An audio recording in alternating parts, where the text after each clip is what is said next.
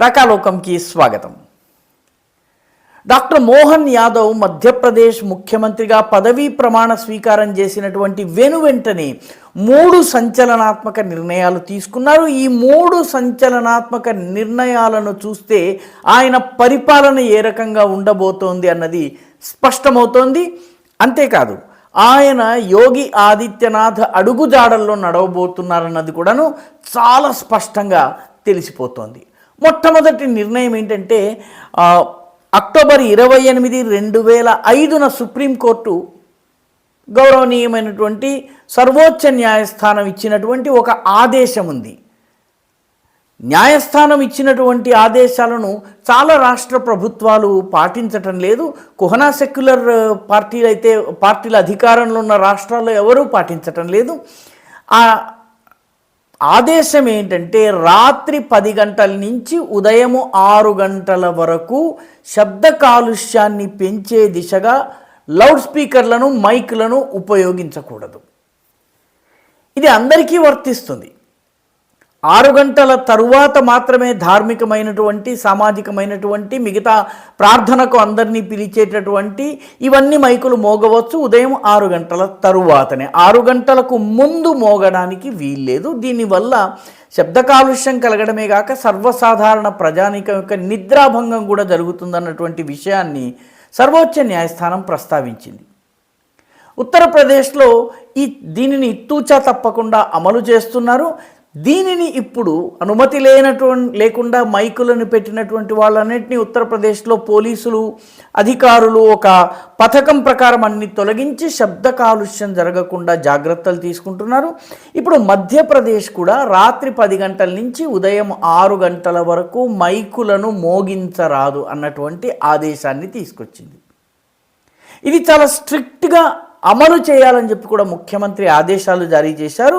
యోగి ఆదిత్యనాథ్ చేస్తున్నటువంటి పనినే ఇప్పుడు డాక్టర్ మోహన్ యాదవ్ కూడా చేయబోతున్నారు. అంతేకాకుండా 2వ చట్టము పైన ఆయన సంతకం చేశారు. ఆ చట్టము ఫుడ్ సేఫ్టీ యాక్ట్. మధ్యప్రదేశ్లోని చాలా చోట్ల బహిరంగ ప్రదేశాల్లో ఎటువంటి పారిశుద్ధ్యానికి, పరిశుభ్రతకి, అదేవిధంగా సేఫ్టీ, ఆరోగ్యపరమైనటువంటి భద్రతల్ని పాటించకుండా ఇష్టారాజ్యంగా మాంస విక్రయం జరుగుతుంది. దీనివల్ల అంటువ్యాధులు రావడము, ఆరోగ్యపరమైనటువంటి సమస్యలు రావడం జరుగుతుంది. ఈ వ్యాపారంలో ముఖ్యంగా గోవధ చేసే వాళ్ళైతే ఇష్టారాజ్యంగా చేస్తున్నారు. కాబట్టి వీటన్నిటినీ అరికట్టేందుకు ఫుడ్ సేఫ్టీ యాక్ట్ ప్రకారము పారిశుద్ధ్యం పరమైనటువంటి వ్యవస్థలు లేని చోట మాంసాహారాన్ని విక్రయించడం పైన ఆయన నిషేధాలు విధించారు. దీన్ని కఠినంగా అమలు చేయాలని చెప్పి అధికారులను ఆదేశించారు. తాను స్వయంగా దీన్ని పర్యవేక్షిస్తానని చెప్పారు. ఇది కూడా చాలామంది ఈ గోమాంసపు వ్యాపారం చేసేటటువంటి వాళ్ళు ఎవరైతే ఉన్నారో వాళ్లకు ఇది ఒక పెద్ద దెబ్బ. 3వ నిర్ణయం ఆయన తీసుకున్నది కూడా సంచలనాత్మకమైనటువంటి నిర్ణయం.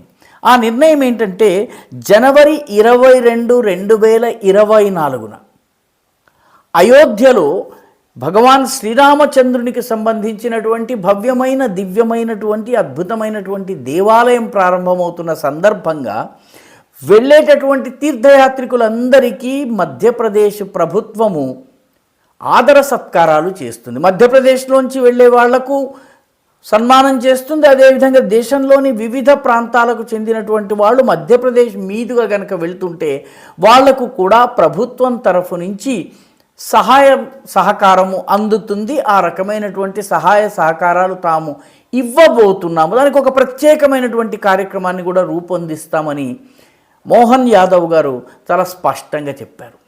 అంటే ఈ 3 నిర్ణయాలను గనక చూసినట్టయితే మోహన్ యాదవ్ ప్రభుత్వం పరిపాలన ఏ రకంగా ఉండబోతుందన్నటువంటి ఒక అంచనా మనకు లభిస్తుంది. ఎందుకంటే హిందుత్వ విషయంలో కానీ, లేకపోతే జాతీయవాదం విషయంలో కానీ రాజీ లేని ధోరణి ఏదైతే బుల్డోజర్ బాబా అయినటువంటి యోగి ఆదిత్యనాథ్ ఉత్తరప్రదేశ్లో చేస్తున్నారో దాదాపు అదే విధానాన్ని మధ్యప్రదేశ్లో కూడా అమలుపరచబోతున్నారు. నిజానికి శివరాజ్ సింగ్ చౌహాన్ ప్రభుత్వం ఉన్నప్పుడు కూడా ఈ నియమాలను చాలా కఠినంగా అమలు చేశారు. శివరాజ్ సింగ్ చౌహాన్ కూడాను మత కల్లోలాలకు పాల్పడ్డటువంటి మతోన్మాద శక్తుల యొక్క ఇళ్లను బుల్డోజర్తో కూల్చేయించారు. ఇప్పుడు ఆ విధానము మరింత కఠినంగా అమలు చేయబోతున్నారన్నది మోహన్ యాదవ్ యొక్క ప్రభుత్వం జారీ చేసినటువంటి మొదటి 3 ఆదేశాలు స్పష్టం చేయబోతున్నాయి.